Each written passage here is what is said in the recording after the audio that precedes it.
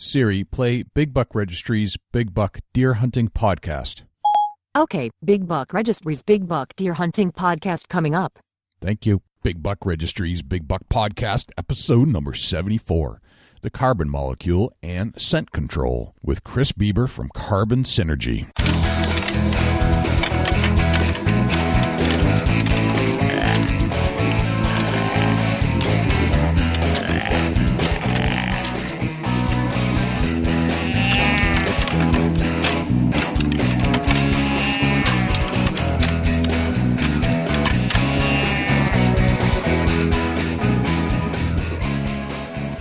Big Buck Registry is a virtual museum of hunting stories. We preserve a piece of Americana by interviewing and recording hunters about their hunts and experiences from across the country. And who knows, maybe we'll learn a thing or two along the way that'll help us take our hunt to the next level. Hi, I'm Lee Lukoski. And I'm Tiffany Lukoski, and you're listening to our favorite hunting podcast on iTunes. The Big Buck Registry, Big Buck Podcast. This is Milo Hanson, and you're listening to the Big Buck Registry, the Big Buck Podcast. I'm Trent Cole. And I'm Richie Elam from Blitz TV. And you're listening to Big Buck Registry, Big Buck Podcast. Welcome to the show, everybody. This is Jay Scott, your host of the Big Buck Registry's Big Buck Podcast. And I'm also here with the big dog from Ohio, Dusty Phillips. Dusty, what's happening in Ohio right now? Man, I tell you what, I got tree stand sores going on. I don't know what to do about them. And you had those last week. Yeah, they're getting worse weekly. Need a better donut? I'm about to find something, man. I'm telling you what, I'm registering a lot of hours in the seat, so we'll have to hopefully I can get a big boy on the ground here soon. I hope so. I'm pulling for you, brother. I really am. Yeah, it's been a struggle, but I'm hitting it every day no matter what. Nice. I've been having a hard time in the last week and a half even seeing a deer. Yeah, I'm seeing them, just nothing with any headgear. Yeah, everything. This was the first day that I've seen deer moving just inside of daylight hours in quite some time. Really? So I feel like that rut that you've kind of already experienced is now hitting New Hampshire. Right. You know, the rut's been real funky. It's kind of been so different. It's been a weird rut. Yeah, I thought for sure that moon being early, but you know, come to think about it now, that I'm thinking that the moon ain't got nothing to do with it. Right. But I've been looking at, I've been anticipating this changeover, but I'm like, where is it? Where is it? Where is it? I'm looking for it. And it's just a sense. It's not an exact thing, but you just get this feeling that the deer aren't really doing what they're supposed to be doing yet during the rut. And it's almost like this little lull. And then today was the very first time that I feel like it's just kind of arrived. I've logged some hours here, but it wasn't happening, you know, that excitement that you're waiting for all that buck and doe movement where they just act stupid. Hadn't seen that yet until now, until today. Today is the first day I've really seen any evidence of that. Really? Yeah. See, I haven't seen hardly, 2 Saturdays ago, I seen some evidence of mature buck acting stupid. I seen a real nice one. And I haven't seen nothing to speak about since then. No, you think you get a doe run through your area that she's trying to get away from some bucks. She's trying to hide from being in heat, and I haven't seen that. Everything that I've seen has been walking. We can bait here in Ohio over a corn pile. We can hunt over a corn pile. Everything I got walks in. They eat on the corn and they hang out. They walk out. They're not excited. They're not real. They're almost like lethargic acting. So I don't know. It's been really weird. Man, if they're chasing, it's got to be in the morning and then shutting down midday, because I'm there from about 4:00 on until dark and nothing. Very crazy. It's just been kind of nuts. But I do feel things like it's time to be out in the woods. Like there's no stopping at this point. Yeah. From here on, you just go. Yeah. We're in until February. The odds are getting better. The temperatures are getting cooler. The leaves are all gone. Right. They're starting to plow these fields where the corn and soybeans were. And there's a new thing called turbo tilling around here, is where they go in and they actually knock down the corn stalks. Well, that creates deterioration really fast. It holds moisture, freeze and thaw. It's better for the tires. So therefore, it's making it rougher to hunt around crops. Yeah. But then again, it forces a deer into the woods to find food. So therefore, if you're in the woods, you got a corn pile out, they're naturally coming to it now. So as the temperatures get colder, your odds up if you're able to hunt over some kind of food source, even if it's a large deposit of acorns on the ground. Your odds are getting better that they got to go to a food source as the weather gets colder. They got to survive, no different than me, you, anything else that eats. And that's very true. And I've actually got some evidence of that where I planted that food plot. And I haven't hunted around this one area. And I'm starting to see more deer show up in the food plot, eating the food plot. And it never reached full potential because I got a late start, but got about halfway there, 3/4 of the way. But now they're really zoning in on that, and I can see where they're nipping the tops off a lot of these things. So there's a nutritional value there in those food plots. Yeah, absolutely. Food plots are huge. Late season, colder weather, food plots dynamite. It's no question. Yep. And it was my first year really trying it, and I'm amazed at how much the deer are actually using it. And starting to use it during daylight hours. Like, wow, that's pretty cool. And it's right in the middle of the heart of the season. Right. And that's Horny Buck Seed Company, correct? That's correct. That's exactly right. Our good friend Doug Strava. So, speaking of Doug, he turned us on to a company called Carbon Synergy. And I thought it was a good topic kind of to carry over from our show last week where we talked about ozone. This week, we're going to talk about carbon with our good friend and guest, Chris Beaber from Carbon Synergy. And carbon, as you know, is a naturally found element like gold and silver, and it has properties kind of like ozone where it'll actually capture scent molecules and bind them up so they don't smell anymore. And it's really cheap to get. Yeah, absolutely. It's the fortunate thing is we got it mailed out to us, and it works. It does, and I've trialed and aired the guts out of this stuff, and it works. Me too, and it does. It eliminates smell, and it's fantastic. So we've got a bunch of different products we're going to go through, but we're going to break down like the actual how carbon elimination works on a molecular structure, because Chris is one smart guy. Yeah, absolutely. He's a chemical engineer by trade, so he knows this stuff inside and out. And we're going to learn some things that I bet you didn't know about carbon suits, and all those things they say about activation and heat and that kind of stuff. I bet we might change some of the myths and messages that we've been hearing. Absolutely. Let's get him on. All right, Chris Beaber, welcome to the Big Buck Registry's Big Buck Podcast. How are you, sir? Doing well. Awesome. Thanks for having me. Wow, we're psyched to have you, man. So have you ever been on a podcast before, Chris? I've done some like semi-live radio stuff before, but I don't think I've ever truly done anything considered a podcast, but it was probably pretty similar. Gotcha. All right. Well, we're going to pretend like this is your first podcast ever because we like doing that. We had Milo Hanson, the world record holder for Boone and Crockett. He was first introduced to podcasting through us, so we're going to put you in the Milo Hanson category if that's cool. Yeah, that's fine. All right. So, Chris, you work, or you're a chemical engineer by trade. Chemist, yep. Chemist, okay. So you have a science background. You understand things at the molecular level. Correct. And that being said, there's a lot of scent control properties in certain elements that we can use as hunters in the woods to help control our scent as humans or just foreign odors or whatever. And you have developed some products that incorporate the chemical or the compound known as carbon. And you have a company called Carbon Synergy, correct? Correct. All right. Yep. So why carbon?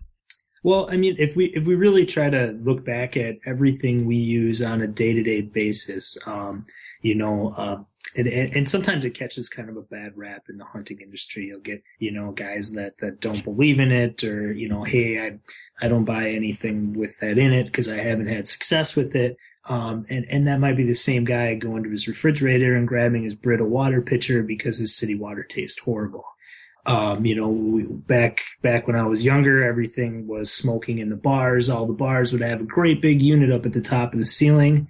That air filter was running a carbon filter. Your Brita pitcher runs an activated carbon filter. So it's not uncommon for us to see in everyday use us using carbon to attack odors or to clean up smokestacks in industrial situations. So, I mean, it's all over out there. It's just something that, when we apply it to what we do, it gives us a really broad range, scent absorption properties that we can use in the field, that really is kind of taking a lot of the things that we might encounter in the field or odors we might create and try to keep them out of the air and keep them out of our deer's nose and give us any advantage we can, which we all know we'll take everything we can get. Right. So carbon is found naturally on Earth. Is that true? Yep. Anything organic is going to have carbon in it. That's the sense of an organic molecule. When we look at activated carbon, in the sense of what we're going to talk about today, we're more or less describing basically like a thermally heated carbon source. A lot of your carbons are developed from any type of cellulose product. So we use a blend of some different coconut carbons. We do use a little bit that's created from coal. There's everything from all different woods and coconut's a really common one, because it's pretty common in the carbon industry. But I mean, you can basically take any cellulose source. It's basically heated, usually in an inert atmosphere, to create basically a charred, carbon molecule that has just these incredible amount of porous surfaces on it that can absorb all kinds of different molecules. And that's really the beauty of it, is that we're not just looking at just taking human odor or, just taking, let's say, your car exhaust or the bacon you ate this morning. I mean, that's the beauty of it, is that it really does incorporate a great deal of different things. But yeah, what we're looking at in a sense of carbon, what we're talking about is like an activated carbon. Sometimes you'll hear people call it activated charcoal. It is a charcoal type, similar type product to what we're considering on a grill. This is way far more advanced in terms of how it's created, but it is a charred, carbon source. Okay. So I'm going to ask a question here real quick, Jay. Carbon actually takes these scent molecules and attracts them, correct? Yeah. So basically, if you could think of the molecule almost like a giant sponge. Okay. So figure all these different pore sizes, all these different areas where all different kinds of molecules can bind, and some are tiny spots and some are large, and that's where you can grab a big odor molecule like a vanillin, and then turn around and get a smaller odor molecule, like a propionic acid, which is a real common odor in human body odor. If you look at them, they have very, very different spectrums, but are both easily absorbed by activated carbon. And that's kind of the beauty of it, is you have all those different sizes that it can take in. But yeah, it basically creates a bunch of binding sites where these molecules can basically get bound up within the carbon. Gotcha. Perfect. So what is a scent molecule? I mean, you talked about propionic acid, and so you can take any scent and carbon will basically suck it in. Is that kind of what we're thinking? Yeah. I mean, it's gonna, it does have its limitations, and that's, there's a lot of different designs that's done into, very specific type of odors. A lot of real small inorganic compounds. Companies will actually use an industrial, like a chemically treated carbon to actually create a reaction, and try to absorb some of the tougher stuff there. But yeah, for the most part, you're looking at, just about anything as far in size. I mean, like I said, there's different size molecules and different structures to a lot of our different odors that, a lot of it really has little in common. So that's really what we're going after with what we do. Gotcha. Is to try to keep it as non-selective as possible. So do you do tests to figure out whether the stuff is working or not? Yeah, it's kind of a nice question, because it's we actually can take this and just apply it to just anybody that might own the product. One of the simple tests we do, and granted, we don't have a nose like a deer, but hey, it's what we're born with. So what we can do is, let's take something like what we would do a lot for a demo would be like, think of something horribly scented, raccoon urine or fox urine or some of the cover scents from back in the day. Right. I'll take that on a Q-tip, and I'll rub a little on the back of my hand. And then if we take our carbon synergy powder and just put maybe a not even a pea-sized portion on it, just a tiny little amount on top of that odor. Rub it in with your finger and take a whiff, and you should no longer get that scent. You can do all that type of real-world testing, kind of on your own, and see it for yourself. Now, granted, we're not a deer, but it's a great way to see the product in action working. We get a lot of feedback from our customers that are using it in all different kinds of crazy ways. Hey, I have an old trash can I use to, when I process my deer, I cover the whole bottom of it with carbon. And if it has to sit a week before the trash comes, I don't smell it. We got people that put it under their kitty litter trays. We see everything from our customers. So there's a lot of, it's easy for somebody to take on their own, try it on something, try it on, we have guys that'll, try it on a little dab of cologne. The one warning I give with cologne is that it's made to go up in the air. So you might get it in the air, but if you do something like that, back of your hand, a little coon urine or anything else nasty you can think of, some sardines or something like that, and then just put a little bit on the back and rub it in and see what happens. And you'll be really surprised how fast it takes it away. Very interesting. So you've developed some products that contain carbon. I have some other questions I want to get into in a little bit. But let's just talk about the products you have available today. And I have them, because I was sent some samples to try out. One of which is this black powder. What is that? Okay, so that's our base product, and that's kind of what I've been referring to already. What our carbon synergy powder entails is just an activated carbon. It has an antimicrobial silver blend in it. We recommend, although like I said, you'll run into a million different ways to use it. We recommend you mix it up with water. We have guys use a 5-gallon pail or a, basic one, a big plastic tote, and it'll actually make 6 gallons of a water mix. And we just tell you, mix it up with water, dip your clothes in it. You don't have to soak them. Just pull them out, wring them out a little bit, and hang them up to dry. And that water helps kind of carry that carbon into the fabric of your clothing. And then when it dries, you already have it in there. So then you're not looking at, spraying every time you go out. You have it in your gear already, store it away, and you're good to go. Gotcha. The other 2 products we sell are auxiliary products to that. We have a scent-free, no UV laundry detergent. It's enzyme-based. It's super powerful, so it actually is going to get your stuff clean, and then take the scent away in the wash cycle. Now that's not an activated carbon-based product. It's just a very high-end enzymatic laundry detergent. And then we also have a hair and body wash. Our hair and body wash is designed with like a coconut-based surfactant. So it's not quite as drying as some of the other products are out there on the market where, you use it for a whole week and you feel like your skin's going to come off. So we really targeted something a little more moisture, in the skin. So that too is going to rinse scent free. It's a real simple product, and all 3 of them are made in USA, packaging and the whole 9 yards. Gotcha. So. I've tried the hair and body wash, and it seems pretty good. It's purple, right? It's purple in color. Mm-hmm. But I've been using it like I'd use Head and Shoulders, and it's kind of like my routine when I get into hunting season, because I never know exactly when I'm going to be hunting. It might be just after work, and I'm not going to shoot home to take a shower to go out, but I'll kind of use all that same stuff in the morning before I head out.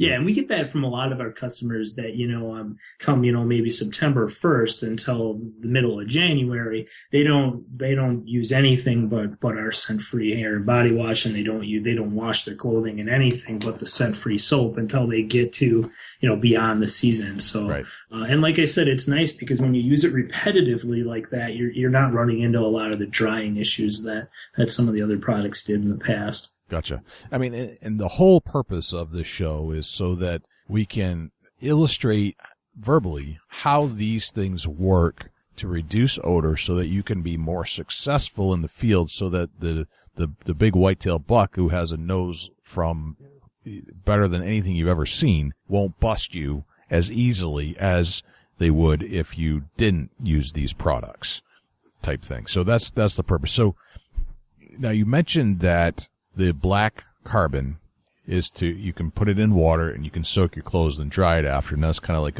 an ultimate shield, so to speak. Mm-hmm. But you can use it in a spray as well. Yeah. It'll run out of any type of pressurized sprayer. So don't think like a little trigger sprayer like you would see at a barber shop. Think like a weed sprayer, like a Hudson wand sprayer. They make a really nice little small version of it now. It's probably about a half gallon, and it has a little handle on it and a little trigger, but it has a pump on top of it. Yep. I think they run like $6-7 at most of the home improvement stores. Okay. That's what we'll use it in. The nice part about that is I can get that on my boots before I walk out in the field. I use it to do ground blinds, tree stand seats, some of these things that just really don't kind of feasibly think about dipping into a solution. So yeah, that's a really great way to cover kind of the in-betweens, you know, and when the weather turns really cold and you're not going to be hauling that thing around because it'll be a frozen rock. We use the powder dry a lot too. It's skin safe. Like I said, everything's sourced from the US. So it's skin safe, and, you know, I'll throw a little bit on the ground, stomp my boots in it, make sure I have it on my hands so I'm not leaving scent on branches or climbing up your tree pegs or, you know, anything else you might come in contact with the field, you know. We try to get up high in a tree a lot of times and get our scent up over the top of the deer, but sometimes we forget that we leave scent on the ground in the process of just getting up the tree.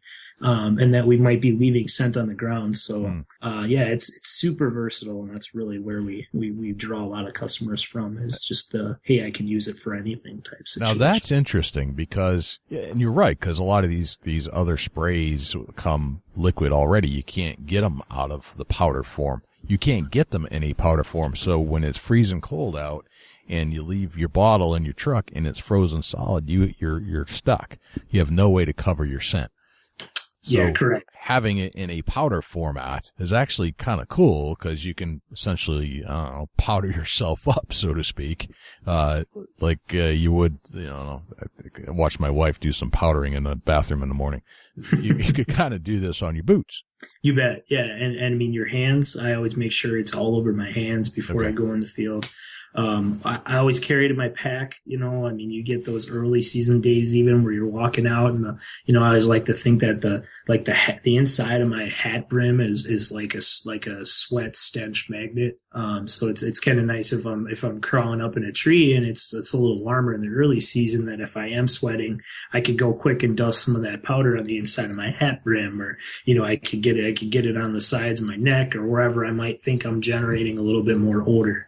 And like I said, it's totally skin safe and it washes off with soap and water. A lot of us use like an unscented baby wipe when we're at the shows to, you know, kind of show people the demo and clean it back off again. Right. But yeah, we have guys use this face camo. And again, like I said, it's not going to bother your skin at all. So it's nice to carry it in the field. You know, you generate scent when you're out there too. Fascinating. What's the shelf life on a bottle of the powder? As long as you keep the actual bottle itself sealed up, I mean, we could easily hold on to a bottle for 10 years. There is a certain air permeability to a lot of the products out there on the market. A lot of plastics have some certain level of air permeability, but I mean, it's such a concentrated form that, you know, we have guys a lot of times ask, hey, should I use distilled water? And I said, well, you know, you can. It obviously, when you put the carbon into water, it is going to suck some of the impurities out of your water. But we're looking at something so concentrated that it's insignificant in the general scope of what we're doing. So yeah, any air that might permeate the bottle, it's not going to be enough to you know, take away any of the shelf life from the product. So. Gotcha. And we package our stuff. We try to do our stuff as fresh as possible. We don't want to have products sitting on our shelves for 5-6 years and then turn around and sell it to a customer. So we make sure we turn our stuff over pretty fast, so you're getting the freshest stuff we can get. Awesome. All right, so let's talk a little bit about like carbon in suits. And you mentioned heat activation. Do we need to keep this stuff hot in order to make it work? No, not at all. When carbon is what they call reactivated, usually anybody that would do this, we think of like a big company that has a humongous smokestack. They're using activated carbon to filter out impurities from their smokestack, kind of keep up with the EPA regulations and things like that. So they're going to take all that spent carbon, because it can only absorb so much, and they're going to send it back to the company they bought it from. The company's going to reactivate it.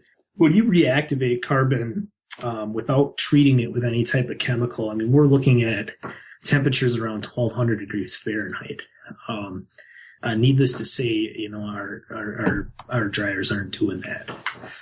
So yeah, anything we give you, it's ready to go. It's going to absorb as much as it can, but we treat it as a disposable product. When it's done, you can throw your stuff in the wash machine, wash it out, retreat it, and start over. So it's kind of up to you how fresh it is, and it's cheap enough that just use it till it's done what it can do and start over. Gotcha. So you can basically impregnate any clothing with this stuff.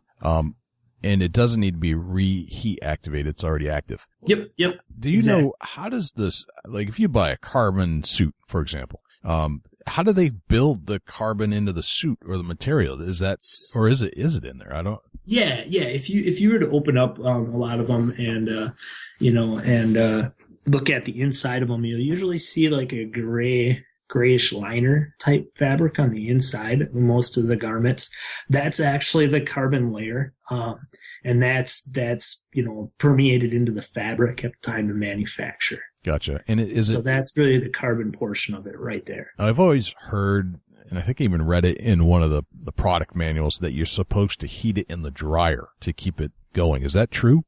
That's what they say on the instructions. Again, you're not going to truly reactivate carbon at that temperature. I'm not sure if they're thinking maybe it's just a little heat to kind of shuffle things around, or again, you're not going to reactivate it at that temperature. So I think that was initially the scope of it, but I'm not sure really what they're getting at there. But you're not going to reactivate at that temp. See, now, see, Dusty, this is what I like about the Big Buck podcast. We get to the truth, and we have a chemist telling us right here, right now, that you can't really reactivate carbon unless you hit higher temperatures. What was it, 1,200 degrees or something like that? Yeah, that's what roughly the area would be in before you would chemically treat it first. And a dryer is only going to hit, what, 160 maybe? Yeah, you might get up to 200 degrees Fahrenheit on a dryer. But nowhere close to what it would take to chemically reactivate carbon to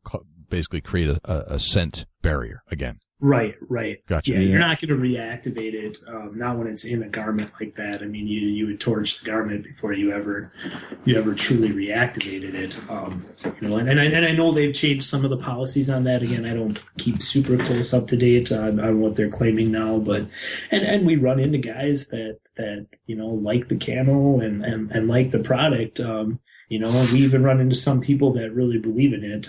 But I always tell people, do you have a carbon wrist strap on your release? Do you carry a carbon backpack? Do you wear carbon socks? There's a lot of go-between stuff. Your tree stand harness, your pole rope, there's so many in-betweens that we do run into guys that are like, hey, you know what? I use it and I really do like it.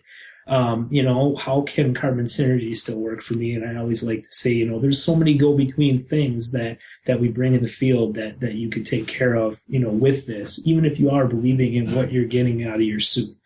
So it really does, there really isn't a lot of limits to it. And that's the beauty of it. Get your backpack, get your tree stand harness, things a lot of guys don't think of. You shoot all summer with a wrist strap release, if that's the style you shoot.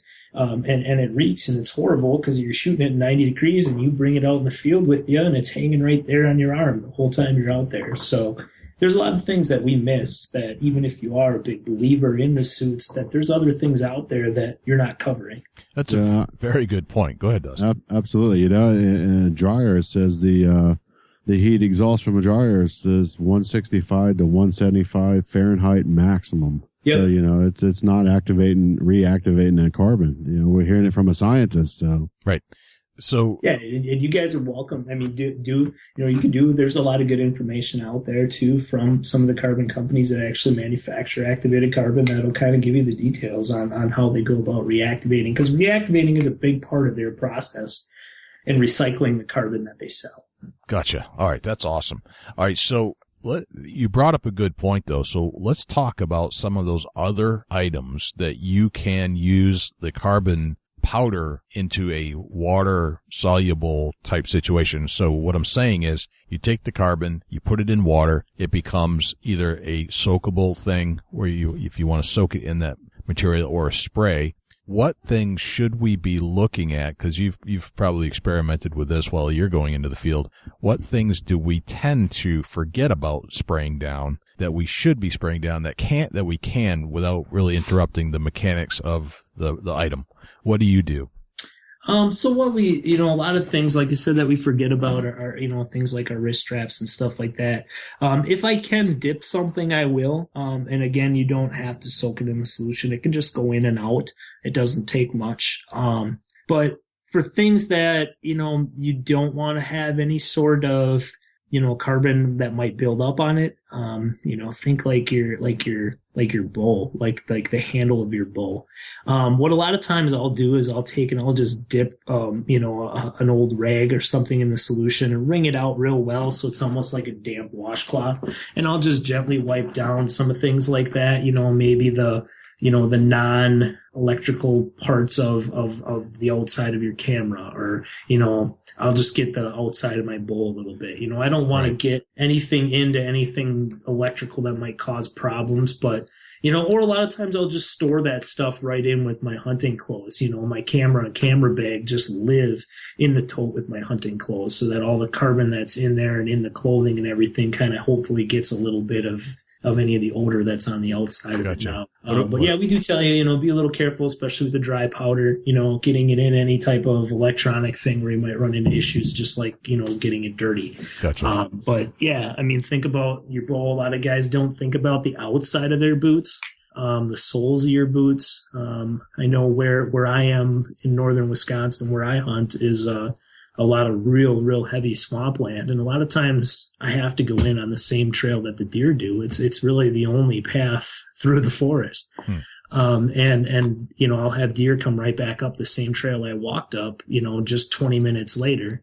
And the big thing is, get the bottom of your boots, whether you do it on the spray or whether I just throw a little powder in the grass and just kind of stomp it and make a cloud, Get your boots when you go out. I always tell guys, your boots in your hands. You'd be surprised how many things you touch on the way to the woods. And then even if you don't, the first thing you grab is your tree ladder, your tree pegs, or, the base of the tree before you go up it. And I see you're leaving scent right on the ground, right where those deer are. So no matter whether you're up in a tree or not, you might leave something on the ground for them. Gotcha. All right. So bow handle, gun handles, gun stocks, anything like that. Yeah, you can wipe stuff down. Okay. Again, I try to keep anything out of any mechanical parts, but if I just get a little damp on a rag, you can wipe stuff like that down as well. Okay. Arrows? Yeah, you will have guys that'll do that. Yep, you bet. Same thing. A lot of guys that I run into, and the beauty of it is a lot of our tips and stuff they're coming from our customers. Our customers are saying, "Hey, I use this, or I did it this way." We're popular with a lot of elk hunters out west, where you might be away from a shower for 4 or 5 days. Right. Good point. I hear guys say, "Hey, I bring a little camp shower out and I mix it right in my camp shower, and it goes right on me whenever I try to shower in my camp shower." Gotcha. And are they reporting decent results? You bet. Yep. Yep. Exactly. And that's, they're like, if I'm trekking up and down a mountain all day and then not getting a shower, that can be a bad situation when I'm trying to stock up on an elk. Yeah.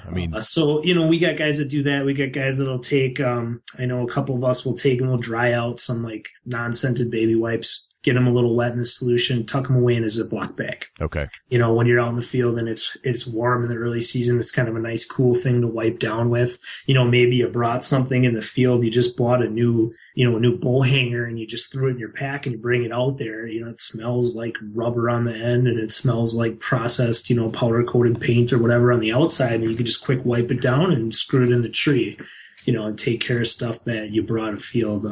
We'll have guys that'll take that same rag in a bag type thing and they'll use it on their elk hunts or stuff like that to kind of wipe themselves down. But yeah, the main target of the product is to get, anything fabric that you bring in the field, because it's really easy to treat. But again, it's also skin safe. If you're careful where you go with it, you can wipe down a lot of other things as well. Gotcha. So inside of boots, which I would imagine is essential.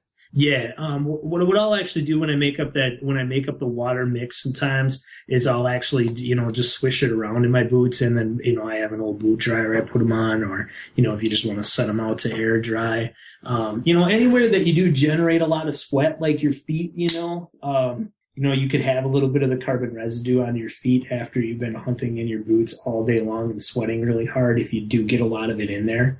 I'll also dip my socks. That way, when I put my sock in there, my sock has a little bit of a carbon layer to it as well. But yeah, a lot of us will, pour the solution in their boots, rinse it around, and put it out to dry that way. Gotcha. And then armpits. I mean, that's going to be your body wash for the most part, correct? Right.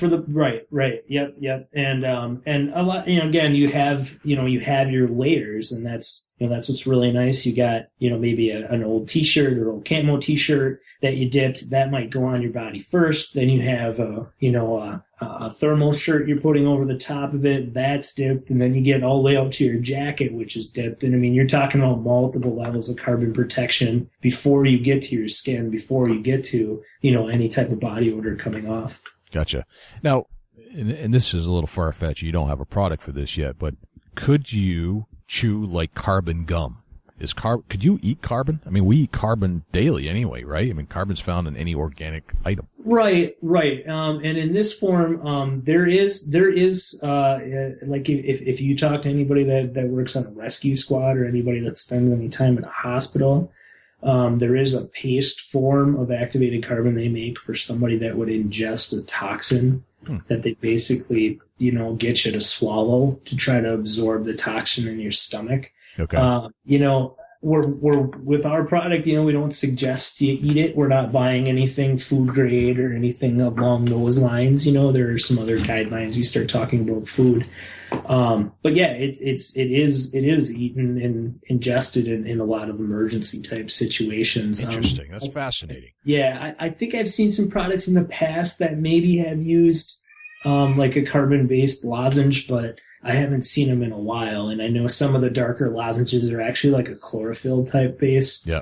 It's kind of like a neutralize the odors in your stomach type thing. But I haven't seen a lot of the carbon lozenge stuff in a long time.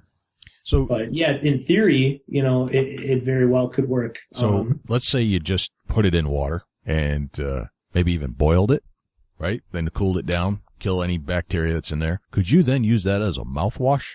Yeah, we've had people ask, again, I don't want to suggest it. No, not to suggest it. I'm not safe. Yeah, we're not recommending that you go out and do this, but I mean, in theory, you could, I guess. Right. And you can buy, and there are, you can get like a pharmaceutical type grade of carbon. Again, like I said, there are things out there that you can use to ingest, to remove toxins. So it's not going to hurt you in that sense. Right. The other thing to remember is that we do use an antimicrobial silver in with our carbon as well to try to get the jump on some of the bacteria that might be starting to grow up either in your garments or in the solution itself. And ingesting too much silver, is probably going to make you look like Papa Smurf. Right, so. Right. The guy that ate all the silver particles. Right. Yeah. I've seen that guy.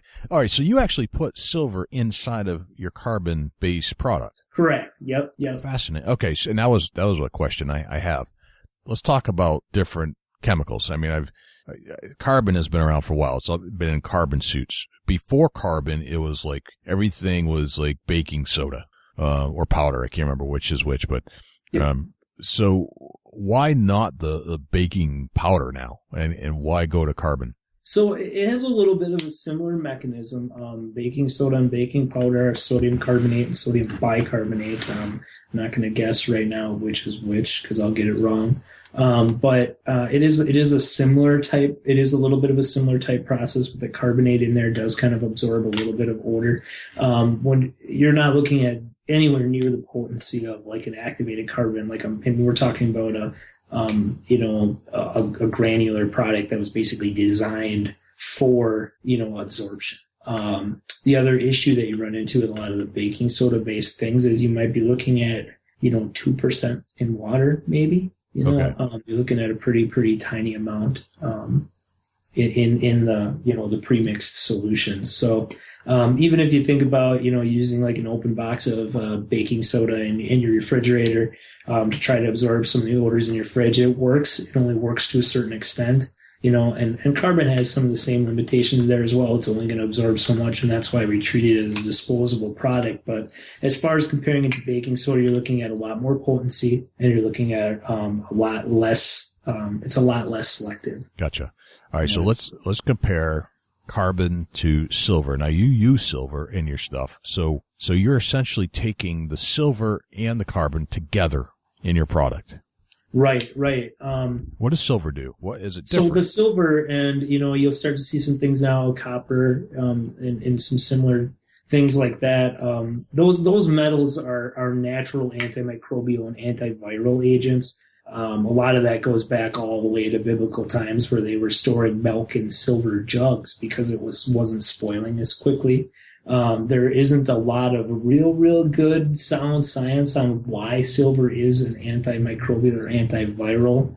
To our best guess, it's lysing cells. And it's even more, it's even more in the dark as far as how it's an antiviral, but it does have results, and there is data out there showing it, everything from dental work to, like I said, there's, you'll see, silver in like DuPont's, microban, some of their microban materials is like a silver base. The target for our like silver or copper or any other metal like that is just as an antimicrobial. Part of the thing we run into in the field is not all of our odors are generated by our bodies. So, we always think of when we go out there, human odor, things like I talked about, like propionic acid, which is a metabolite of our bacteria on our skin. And if we can maybe kill those bacteria, we might prevent that from getting there. That's where you get a lot of antimicrobial soaps and stuff in the process of bathing, but it's not all generated from those bacteria. And even if you could control all your bacteria, if you walk past the truck when it's running, you just absorbed a bunch of fumes from your exhaust. And that has nothing to do with bacteria. Something you ate earlier that day has little to nothing to do with bacteria if it's still on your skin or on your breath. We want to make sure we cover everything. Let's get rid of the microbes, but let's still make sure we're absorbing any other scent that might be there. Gotcha. And silver is not an EPA registered disinfectant either. So it's not like we're saying it's killing absolutely everything. So it's just helping to inhibit things and inhibit some of the stuff that might be growing. You're going to see silver a lot of times now is woven in some of the fabrics on a lot of your athletic apparel, and there too. We're just trying to get a jump on killing bacteria, but from our sense, we want to make sure we cover all our bases, and we see the bacterial end of things. It's just a portion of what we're trying to do. Gotcha. So does silver have an anti-odor component, or the way we use it, it does not. Okay. And I haven't dug too far into some of the other things out there. It's the silver in there just as an antimicrobial. That would be my guess. But, there could be some data out there suggesting that it is actually, counteracting some odors as well. But for the most part, it's basically an antimicrobial. And that's where you'll see it used most often. Okay. Now, the latest thing I've seen this year, which is kind of some companies' answer to the silver craze that came out last year and the year before that, is gold. Does gold have any properties? You're kind of in a similar boat there when you're looking at a lot of those like heavy metal type compounds are just have some antimicrobial properties to them. I haven't looked too deep into anything gold. I hate to be the one paying for it, but right. Yeah, again, you're as far as my knowledge extends, you're looking at mostly antimicrobial type things. Okay, so and that you make a good point there. So silver and gold are both very expensive, even if they do have anti-odor properties. They're still more expensive than carbon. True? Yeah, very much so. At the same time, you are looking at some pretty low concentrations of those elements as well, though. It doesn't take a lot of silver to be an antimicrobial. Okay. So it can be used at low levels in an antimicrobial sense. But, right now, we have yet to run into, and we've played with a lot of different things, and we've yet to run into anything that absorbs odors like carbon does, especially at the cost profile that carbon has. But, you'll see things like zeolite out there, and it just doesn't have the same properties. It's just not it's more selective, or it's not as readily absorbing odors, or we just haven't quite come across anything that's really matched up to it, and that's why we stick with what we have been doing so far. Gotcha. All right, so how well does this carbon, or let's back up a sec. Is carbon the best, most cost-effective odor neutralizer out there, in your opinion? In my opinion, yes. And Okay. that's why you've been seeing it used in so many of your day-to-day things for so long. Okay. How long will an application last? I mean, you say to soak in something, but do you soak it once during the season? You soak it multiple times? Does it matter? Does it depend upon where you've traveled or what you've gotten yourself into, kind of stuff? Yeah. It's that's kind of, we get that question a ton. It's probably one of our most common questions we answer via email or phone. There's so many factors that really go into it, as far as, the weather, or, I hunted a week last year right at the start of North Dakota's bow season, which opens like the back end of August. And the average temperature for the week was somewhere in the 92 range. And the deer don't seem to care. They move when it's hot out there. But, you're sitting out there baking in the sun, and we were just soaked every time we went out. In a situation like that, I was retreating my clothes every other day. To save myself time, I would actually just dust a little bit of the powder in like a garbage bag, drop my stuff in there, and just shake it up, and just use it dry, because I was, trying to buy myself some time. We also lived a lot on, having that little weed sprayer handy as well. But like a situation like that, you might be dipping your outer layers frequently, and you have less layers too. So I have less carbon layers in between my sweating skin and the elements. But for the most part, I try to tell guys, if you're hunting cooler fall weather, I guess our best guess would be most guys go about 15 days of hunting time before we'll start to see a deer maybe pick her nose up a little bit, to think, okay, well, we might be towing that line. I think the beauty of the product is that it is kind of up to you. I know a lot of guys want a specific date, and like I said, it really does kind of matter on everything from body chemistry to weather to how you store your gear. But it's kind of, you shoot all summer to gain confidence when you're going to go bow hunting all fall. A lot of us, we shoot all summer. We want to be able to hit a nickel at 60 yards. And a lot of that stems down to not just the muscle memory of the shot, but the confidence it instills in us mentally. So I like to tell people, whatever makes you confident in the field. If you're a guy that says, I want my carbon to be fresh, I'm going to treat my clothes every week. That's great. We run into a lot of guys like that.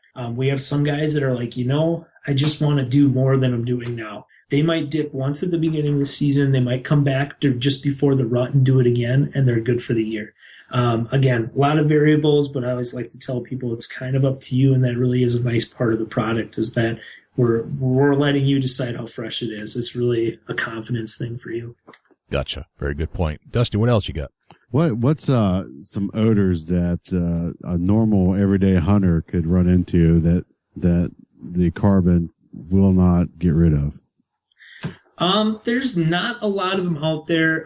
We try to blend some different types of carbon together to try to cover as broad of a spectrum as we can. One of the things I had talked about a little earlier is that we're some real small inorganic odors, and there's not a lot of them. Most of them are anything sulfate related. Hydrogen sulfide is a real simple, small, HS, real small compound, and that can be a little tricky sometimes for carbon to absorb. If they are actually targeting that in a industrial setting, that's usually when carbon is chemically treated to try to create a reaction with that, instead of just hoping it absorbs in the compound. You might also be gearing your carbon with a lot smaller pore sizes to try to grab some of that smaller stuff. But as far as I can think of right now, that's really the only one that might sneak past are things like a hydrogen sulfide, like a real tiny inorganic molecule like that. Which, I mean, you do come into contact, I guess, with some of those things once in a while, but yeah, there's not a lot of things out there that are going to have a pretty good chance of being absorbed by the product. Gotcha. Another way, what's proper storage on something that you're wanting to keep the carbon treated clothing in? Would you recommend anything in particular to store it in? Yeah, we see a lot from a lot of different guys. I have a couple, I use a couple like big plastic totes. They're kind of on wheels. They're easy to get in out of the back of my pickup. And what I'll do is I'll actually take, there's some air holes in a lot of those totes. They're usually right on the handle. If you look, you'll see a couple little holes drilled in there. Right. And honestly, you could probably not even cover them up and be fine. I mean, there's minimal airflow that goes through one of those totes. I get a little anal about it, so I will tape over the handles, and try to get them somewhat airtight. The other thing I do is I'll take an old towel, an old laundry towel, old bathroom towel, and that's the last thing I dip. And then when I fold all my clothes up and put them in that tote, I drape that towel over the top, and then I snap the lid down, and I have one more barrier before it gets there. As far as things that are out in the field, Watson Airlock makes some really, really nice stuff as far as storing your apparel. They have some really, really slick, bigger bags that, don't just have like airtight type zippers, but they actually have a pad that folds out, because like for me, I change outside all the time. And they'll actually have a pad that folds out of the bag so you can stand on something in your socks. They have a compartment for your boots on some of the bigger bags. They really covered a lot of the things. They're really neat bags to look at. But we've seen guys do everything from taking a garbage bag and tying it up to, using a tote or, an old backpack and just dusting it really well with carbon on the inside and keeping the zippers tight. I mean, anything you can do to minimize the airflow in there, because the carbon will absorb odors out of the air. But we don't have to get too crazy carried away with it, but there is some really nice stuff out there to check out. So I guess if I had to make a recommendation, I'd really look at the Watson stuff. It's some pretty cool stuff. Right on. Let me ask you, is there any temperature that the carbon will not be effective in? Like say we get down in the negative 10s, 12, are we still good with the carbon? Yeah, you bet. Yep. And things will be dry they're dry at that point too. I mean, carbon does absorb things when it's wet as well, but, there's really no temperature limit to it in anything that we're going to encounter in a field. Right. Say we're out hunting and, right now the fall, you got moldy smells, you got, rotting leaves. Does that affect the carbon at all as far as what the carbon picks up? Will it, expire itself trying to fight the smells in the woods right now? Yeah, I mean, it's anytime it's out in the field, it's absorbing odor. But generally things you run into out there probably aren't going to be taking it too quickly. I guess I would tell people to treat their stuff sooner if they're guys that change and then jump in their truck and drive to their hunting spot. You probably encounter a lot more odor that's unnatural to the woods in that type of situation than you would out in the field, But yeah, I mean, you'll run into things. I used to change my stuff. I used to retreat my stuff a lot more when I bear hunted just because I was so close to that bear bait all the time. Right. But yeah, that's right now. There's probably not too much that's going to really affect what you're doing out there. And even less so in the winter where the odors are even more suppressed in the winter. I think our biggest enemy is just temperature as far as what you're generating off your body, and like I said, if you're hunting some really hot stuff, you might think about coming back and doing your garments more often. I like to do just a stack of old t-shirts I have, and then I can just grab a new t-shirt instead of going back and redipping. But I always like to tell guys too, if you mix the stuff up and you don't use it all, just throw a lid on it and it'll keep. You can come back later in the year and treat your stuff again. You don't have to dump that all out or, just throw a lid on it. We'll got guys that'll throw it like in a 5-gallon bucket or even just snap that lid back on a tote that you used and come back and use it again later in the year. You'll have to mix it up a little bit, but it'll keep well as long as you keep it sealed up and keep it in the cool just to kind of keep anything from growing in it. So. Gotcha. So it's definitely something you can mix a batch and come back to in the future and still be good. You bet. Yep. Awesome. How long do you dip your garments in the solution? I just get them wet and pull them back out Okay. again. They don't need to soak. We run into guys that'll soak their stuff. If you do soak it a lot, you will get, that carbon does build up on the outside of the garment a little bit, and it will have like a little film to it. So I always tell people don't soak them too long. Sometimes we'll get guys that'll, hey, it's really dark. I said, well, yeah, if you soak it for a day, you're gonna, it can only hold so much, and then the rest of it just kind of deposits on the outside of the fabric. I also tell guys, if you do wear anything waterproof, like if you're wearing like Gore-Tex coat or Gore-Tex pants, turn them inside out and just get the inner layers, because the outside it's gonna kind of prevent that from penetrating through that Gore-Tex.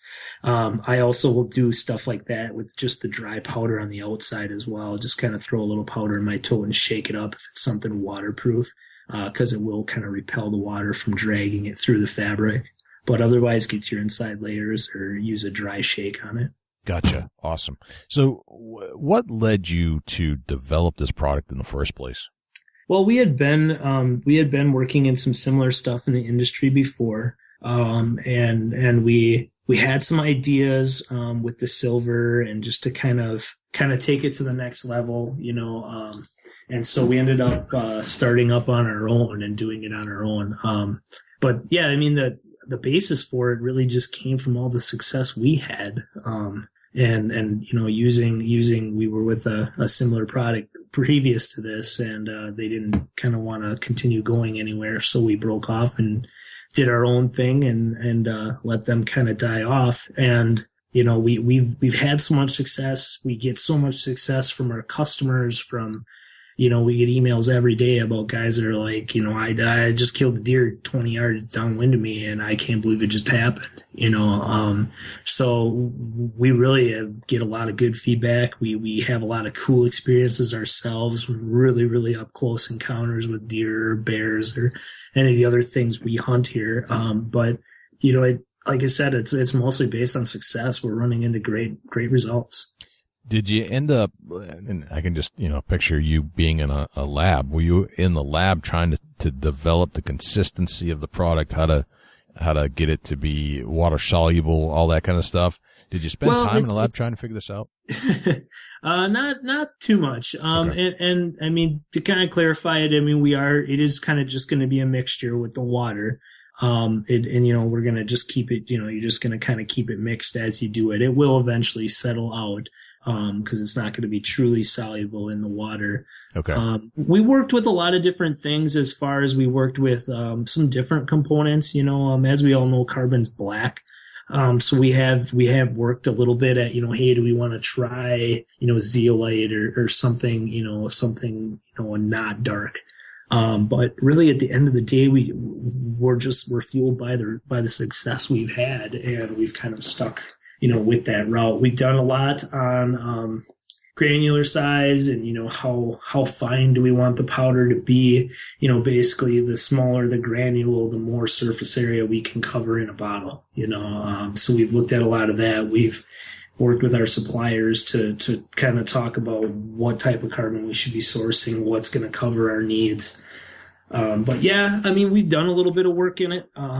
Just kind of fine-tuning things. But yeah, there's not a whole lot of stuff I spend the lab time doing. So gotcha. It's mostly just kind of ironing things out with our suppliers. So have you seen so you used to not have this at one point in your life, and then you started using it, and instantly you saw some kind of a change in your success rate, or just got closer to deer? Or yeah. What was the determining factor there? I mean, I guess it was a lot of it came down to just, I felt like the deer behavior changed. And I'm far from a spectacular hunter by any stretch of the imagination. But, I really seen a lot of us, are just like, hey, when I have deer come in, they're not walking around with their nose up. They're not, they don't look like they're ready to bolt. at every second. You know, I have deer hanging around me. I have deer bedding downwind of me. You know, I'm running into things that I've never seen before. And, it's nice to not shoot at an alert deer all the time. It's nice to, you know, to be able to experience some of these things. You know, we see everything. I've had coyotes and bobcats downwind of me. We've had great success. You know, my partner shot an awesome bear last year with it, and it did a lot of hunting on the ground. We're starting to hunt out of ground blinds sometimes on deer in, you know, sometimes marginal winds. Like I said, I hunt a swamp unless it's 20-mile-an-hour winds. It's swirling. So, you know, we've been able to really see different deer behavior. And as much as we all still hunt the wind and try to hunt the wind, and you never know when that buck's going to come from the other way. You know, at the end of the day, no matter how much scouting we do, we don't have them on a leash. So it really allowed us to kind of capitalize on some of those times when we thought we were in deep trouble. Gotcha. That's awesome. Dusty, get any final questions for Chris? You know, I don't really, but I'm going to ask, what do you think it up your success rate in the woods by having the carbon synergy in your arsenal of tools? Well, I mean, at the end of the day, you know, harvesting a deer comes down to whether you want to harvest the deer or not. I guess for me, it's been I don't know, maybe 200% from what I started with, 300%. I mean, it's been a night and day change from what I'm coming down, what I run into. We do hunt some really, really, you know, some really heavily pressured area, you know, and I have does that I swear walk around looking up in the air. So it really made a big difference in just not educating the deer to my presence. And instead of coming, you know, into mid-October where I had already hunted a month or so and the deer are like all skittish and popping out and looking at my stand, you know, they were strolling around like nothing happened. So it really gave me the opportunity to really pick and choose, you know, and take my time, and it's been a game changer for me. And that was really what really got us excited about it is, you know, we both just had great success, and we ran into customers that had great success. And, we got a guy, a customer of ours in Maryland right now that was tagged out 8 days into the season. He shot his 2 bucks and they're both just stud deer. And he's like, in 8 days, I'm done. And he's like, I shot both of these deer downwind of me. And he's like, I'm floored, you know? And, so I definitely think it's been a big jump for a lot of guys that have used it, you know, and really just seeing changes from what they were doing before. Right. Absolutely. You know, Jay, I think this product will take your hunt to the next level. I think you're right, Dusty. I think this is exactly the kind of thing, I mean, with the carbon being the basis, but then adding a little silver. Well, you really got it covered. Plus, you have the ability to basically create your own product as you need it, as you want it. You're not stuck having to buy the bottle. You can, you know, a bottle of liquid. You can create it as you desire, which is a cool flexibility. Or buy a $400 to $800 set of carbon tire that you can't reactivate in a dryer. That's right. There you go. So. Chris, how do people find Carbon Synergy? Where can we go to look you up and check out some of your products? So we do have our website. We're at carbonsynergy.net. And on our website, you'll both find options to buy it through our website. You'll see connections to some of our dealers. And we're constantly picking up new dealers. So as soon as we get that updated, you can also find us on our Facebook site. We're usually pretty good about, you know, announcing any new dealers that come through. So if somebody runs up in your area and you find a new dealer in your area. But yeah, you can get everything right on the website. The products are really inexpensive. A bottle of our carbon powder isn't even $9. Wow. And you're looking at 6 gallons of a water mix. So, I mean, we got guys I personally can treat all my stuff, you know, with the dip end of things. I do use it dry quite a bit. But with the dip end of things, I could treat all my stuff 3 times a year at least with just that, you know, just a bottle or two. So, I mean, it's really less than $18 versus a $400 carbon suit. I mean, it's a no-brainer. Right. Absolutely. And like I said, you really want to think about it from a confidence standpoint too. Walking out there that it's fresh. That you've done everything you can, and I can't tell you everything's going to be 100% guaranteed, because the only thing 100% guaranteed about hunting is that we love it.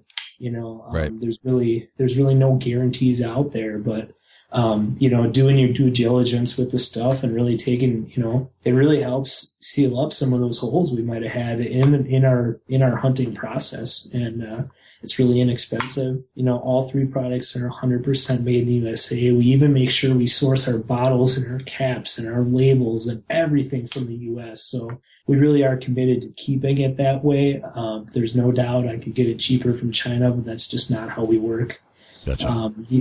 The other important thing to remember too is that you're buying our customer service. I mean, it's part of our product. If you have a question, email us, call us, let us know. We're happy to be here to help. We realize that we have a little bit of a hands-on product that sometimes takes some people a little bit of a learning curve to get used to what they want to do with it.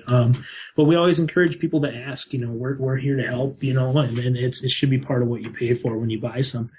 That's fantastic. I mean, those are the exact words that we love to hear on the Big Buck Registry's Big Buck podcast, because we know that when you say those things, that you mean it, and that every product we've ever talked about on this show that we know is useful in hunting, if we don't hear those words, they're not going to make it on the air. That's just the way it works. So thank you, Chris, for saying that. That's exactly the kind of people we want to have join us here on the radio show. Yeah, it's important that you have some support behind the product. And we always tell people keep an eye on our Facebook page. We love to do little deals every now and then. We're running a thing now where if you buy 5 bottles of the powder, we'll throw you in a free one. If you guys want to set something up at the end of this for the podcast, I mean, you want to do like a 5% off coupon for anybody that uses Big Buck Registry, we'll do it for you. We're happy to, kind of help our customers get a chance to use the product. And that's really, when it speaks for itself. And once we get it in your hands, we usually don't have a lot more to sell. So that's awesome. So you're willing to do that for us? You'll actually create a coupon code, bet. Big Buck Registry, and we can do something like let's do BBR for Big Buck Registry, so it's easy to communicate and easy for people to know what to put in there, and we'll set up a coupon code for it and give anybody 5% off that wants to pick up something on the website. So that's awesome. Spot for you to put in your coupon code and you'll get a 5% discount just for listening to the podcast. Now we got a lot of followers between Big Buck Registry and Chubby Tines Outdoors. So absolutely, I just want to make sure you're okay with that, because we got a lot of people that will probably engage in that. It is totally fine with us. All right. Very nice. Well, thank you for that. And our listeners, thank you for that as well.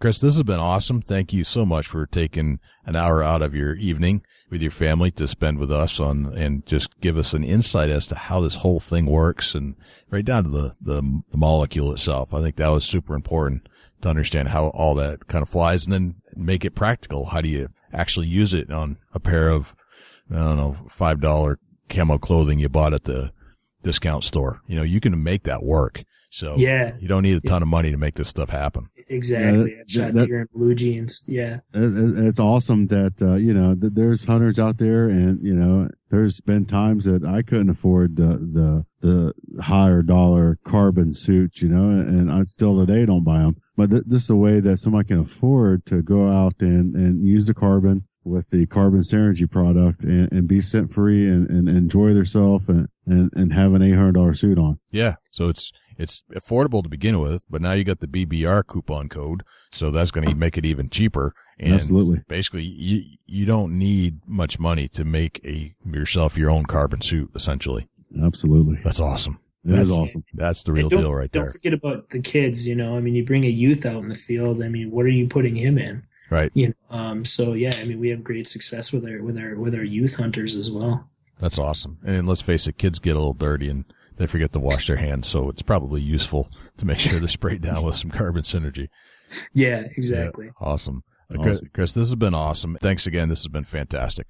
No problem, guys. Thanks for having me. Thank you. I want to say thank you to Chris Beaber for getting on and joining us on the Big Buck podcast and breaking down carbon to the molecular level and letting us know how that all works. Stuff I didn't really understand completely. Certainly have a science background and understood a little bit, but we just took it to another level. Yeah, absolutely. You know, there's a lot of things there that I had no clue about as far as the carbon, what it does, how, you know, it pulls the scent and the molecules that it eats and it tracks. And it's crazy what the carbon can actually do for you. Yep. And how you can do it cheaply, because really carbon is just essentially, I might be saying this wrong, basically crushed up coal is really what it is. Yeah, in a sense, actually. Yeah, absolutely. So, and it's got an element, I mean, it's found everywhere.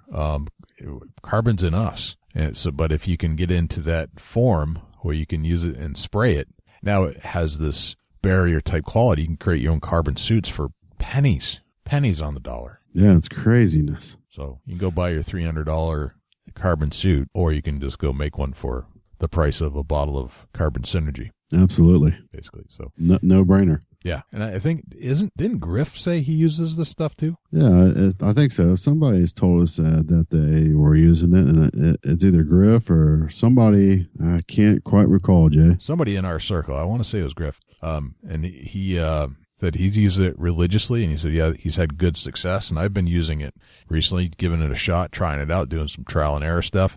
And everything works perfectly. There's all kinds of, like, there are soaps. I washed all my stuff in the soaps, and it is helping me get close to deer again. And I didn't use the stuff I used last year. So there's something to this whole madness, so to speak. Absolutely. Yep. Well, thanks again to Chris, and reach out to Chris over at Carbon Synergy. I think it's carbonsynergy.net. So you can go find Carbon Synergy at carbonsynergy.net. Dusty, I'd like to know if you've got a tip of the week for us. I do have a tip of the week for you. All right. What do you got, man?